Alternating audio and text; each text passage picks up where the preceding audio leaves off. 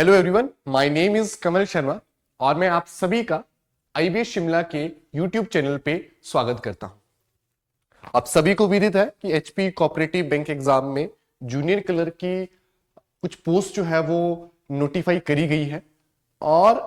उस एग्जाम के लिए आपकी तैयारी को बेहतर करने के लिए, आसान बनाने के लिए आईबीएस शिमला जो है वो डिफरेंट सेक्शन जो आपको देखने को मिलेंगे एग्जाम में, उसकी एक एनालिसिस वीडियो लेके जो है आपके सामने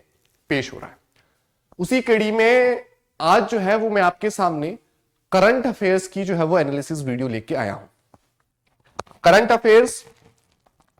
बैंकिंग एस्पिरेंट एक थोड़ा सा बड़ा हुआ मान के उसे जो है वो चलते हैं, क्योंकि ये एग्जैक्टली पता नहीं होता है कि क्योंकि करंट अफेयर्स में अथाह एक दुनिया होती है, अथाह एक उसमें जो है गहराई होती है, लेकिन क्या चीजें पढ़े, कितनी डेप्थ में पढ़े, इस बात का एक आइडिया जो है वो एस्पिरेंट के मन में, एक लर्नर के जो दिमाग में है, वो हमेशा उसका एक ऊहापोह की स्थिति रहती है कि करंट अफेयर वाले सेक्शन को जो है वो कवर कैसे किया जाए और कैसे जो है करंट अफेयर्स वाले सेक्शन पे अपने आप को मजबूत किया जाए, यानी अपनी पकड़ जो है उस सेक्शन पे बेहतर की जा सके। तो ये वीडियो आपकी उसी प्रॉब्लम को सॉल्व करने के लिए जो है वो बनाई जा रही है कि जब अगर आप एचपी कोऑपरेटिव बैंक एग्जाम में अपने आप को सिलेक्शन के लिए जो है वो आप बढ़ाना चाहते हैं तो करंट अफेयर्स में आपको कौन सी चीजें करनी है, क्योंकि अगर आपने ये कर लिया तो करंट अफेयर्स में आपका कुछ भी छूटने वाला नहीं है।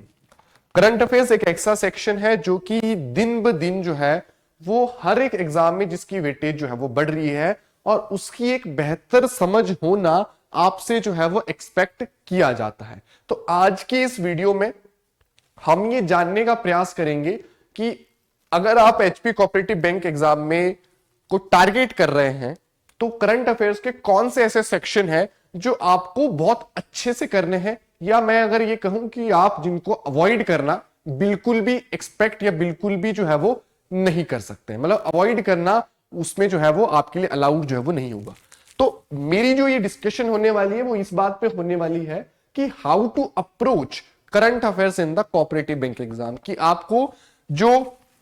करंट अफेयर्स है उसको कैसे अप्रोच जो है वो बैंकिंग एग्जाम के लिए करना है, जिसमें हम इंपॉर्टेंट थीम्स और सब थीम्स पे भी बात करेंगे कि कौन सी थीम को पकड़ना है और उनमें भी किस डेप्थ तक आपको पकड़ना है, उस बात पे ये एनालिसिस हमारी जो है वो रहने वाली है। तो चलिए स्टार्ट करते हैं without any wasting time and ये देखते हैं कि कौन सी चीजें हमने कितनी इन डेप्थ करनी है और कैसे जो है उसको कवर करना है। अगर हम बात करें सबसे पहली चीज, सबसे पहली थीम की, तो वो रहती है इंपॉर्टेंट स्कीम्स, क्योंकि स्कीम्स जो है वो बैंक के एग्जाम में काफी ज्यादा आती है, तो इंपॉर्टेंट स्कीम्स का आपको पता होना आपसे जो है वो एक्सपेक्ट किया जाता है। स्कीम्स ज्यादातर वही जिसमें बैंक डायरेक्टली और इनडायरेक्टली इन्वॉल्व होता है, उनके पर्पस यानी उद्देश्य क्या है, और कुछ ऐसी इंपॉर्टेंट स्कीम भी जो आरबीआई के द्वारा लॉन्च करी गई है वो आपके एग्जाम पर्सपेक्टिव से, एग्जाम पॉइंट ऑफ व्यू से बहुत इंपॉर्टेंट रहेगी। तो जब भी आप स्कीम्स को पढ़े उनमें भी आप ये कैटेगराइज करें कि कितनी स्कीम्स तो है वो बैंक रिलेटेड हमें देखने को मिलती है, वो जो स्कीम आई है उसका उद्देश्य यानी पर्पस हमारे पास क्या है, और इन पर्पस में भी जो है वो कितने ऐसे इनिशिएटिव हमें देखने को मिलते हैं जो कि आरबीआई के द्वारा लॉन्च किए गए हैं, क्योंकि आरबीआई के द्वारा जो लॉन्च इनिशिएटिव्स होते हैं, जो करंट स्कीम्स होती है वो काफी इंपॉर्टेंट होती है और जो ज्यादातर हमें बैंकिंग एग्जाम में देखने को मिलती है। दूसरी अगर हम बात करें तो बात होती है इंडेक्सेस एंड रिपोर्ट्स की, कि रिपोर्ट आई है, जैसे मान लो multi dimensional poverty index report आई है या ह्यूमन डेवलपमेंट इंडेक्स आया है, इस प्रकार के कुछ इंडेक्सेस और रिपोर्ट्स जो है वो न्यूज में हमारे पास बनी रहती है। इसीलिए आपको क्या लिखा है कि जो इंडेक्सेस एंड रिपोर्ट्स आप पढ़ेंगे वो वही पढ़ेंगे जो रिसेंटली इन न्यूज है, यानी हाल फिलहाल के समय में हमें जो है वो न्यूज में देखी गई है। साथ में इंपॉर्टेंट रिपोर्ट जो भी हमें देखने को मिलती है, जैसे मैंने अभी आपको बता दिया multi dimensional poverty index report हो गया या कोई और रिपोर्ट जो है वर्ल्ड बैंक या कोई अदर बॉडी देती है, इसके साथ साथ उनकी रिलीजिंग बॉडी आपको पता होनी चाहिए कि जैसे मल्टी डायमेंशनल पॉवर्टी इंडेक्स है, इसे किसने रिलीज किया है, क्या पार्लियामेंट ने रिलीज किया है, क्या नीति आयोग ने रिलीज किया है, क्या फाइनेंस कमीशन ने रिलीज किया है या किसने रिलीज किया है। तो आपको उनकी रिलीजिंग बॉडी पता होनी चाहिए कि ये जो रिपोर्ट आ रही है उसको पब्लिश कौन कर रहा है। इंपॉर्टेंट रिपोर्ट्स न्यूज में जो बनी होती है लगभग 6 से 8 महीने के गैप में, मतलब आज अगर आप एग्जाम दे रहे हैं तो पिछले 6-8 महीने के गैप में जो भी इंपॉर्टेंट रिपोर्ट्स है वो आपको नोट डाउन कर लेनी है, और नोट डाउन आपको बहुत पुरानी नहीं करनी है, जो 6-8 महीने के अंतराल में आपने रिपोर्ट्स या इंडेक्सेस देखे हैं, उन्हीं चीजों को आपने नोट डाउन करना है और वही चीजें आपको जनरली एग्जाम में देखने को मिलता है। मिलिट्री एक्सरसाइजेस बहुत इंपॉर्टेंट, बहुत ज्यादा एग्जाम में पूछी जाती है और पूछ लिया जाता है कि डेजर्ट साइक्लोन नामक एक्सरसाइज जो कि न्यूज में बनी हुई थी वो किन के मध्य हो रही है, मतलब किन देशों के बीच में वो एक्सरसाइज हो रही है। ठीक है, तो आपसे एक्सरसाइजेज जो है वो काफी ज्यादा पूछी जाती है, लेकिन वही एक्सरसाइज पूछी जाती है जो रिसेंटली न्यूज में होती है। तो न्यूज में जो एक्सरसाइजेज रहती है उनके बारे में आपको जानकारी होनी चाहिए। कुछ नई एक्सरसाइजेज भी लॉन्च होती है, जैसे भारत और सऊदी अरेबिया के बीच में कोई हो रही है, भारत और यूएई के बीच में कोई हो रही है। तो इस प्रकार की अगर कोई न्यू एक्सरसाइजेज भी हमारे पास लॉन्च होती है तो उसके बारे में भी आपको पता होना चाहिए। जैसे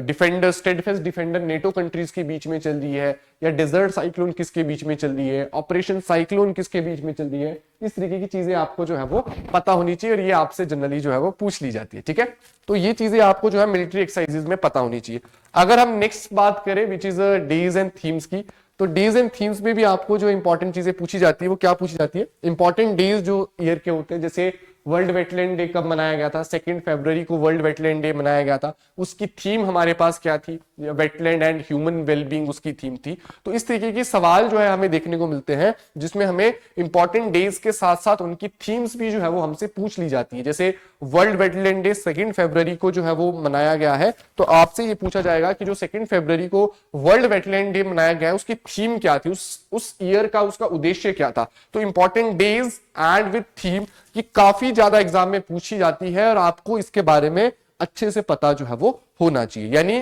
जैसे आज आप एग्जाम दे रहे हैं तो पिछले 6-8 महीने के जो इंपॉर्टेंट डेज है और जो उस साल की उसकी थीम है वो आपको नोट डाउन जो है वो कर लेनी है।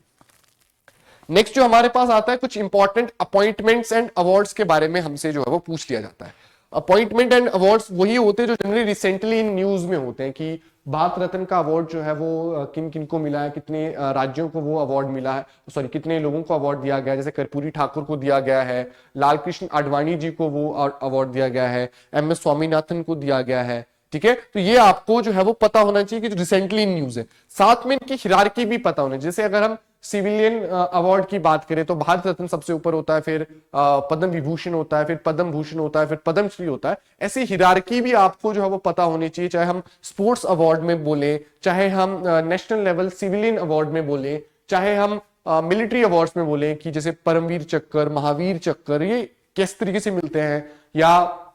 स्पोर्ट्स में अगर हम जाएं तो द्रोणाचार्य अवार्ड मिलता है। इस तरीके की चीजें हमें देखने को मिलती है। तो ये चीजें भी आपको जो है वो पता होनी चाहिए कि उनकी हिरार्की क्या है। हिरार्की का मतलब है सबसे ऊपर अवार्ड कौन सा आता है, उसके नीचे कौन सा आता है, उसके नीचे कौन सा आता है। इस तरीके की हिरार्की आपको पता होनी चाहिए। और रिसेंट में ये अपॉइंटमेंट या जो अवार्ड है वो किसको मिली है, जैसे 16th फाइनेंस कमीशन जो है गठित करी गई है, उसके चेयरमैन किसको नियुक्त किया गया है। तो इंपॉर्टेंट जो नियुक्तियां होती है वो भी आपको पता होनी चाहिए और इंपॉर्टेंट जो अवार्ड्स दिए गए हैं पर्टिकुलर ईयर में वो भी आपको जो है वो पता होनी चाहिए।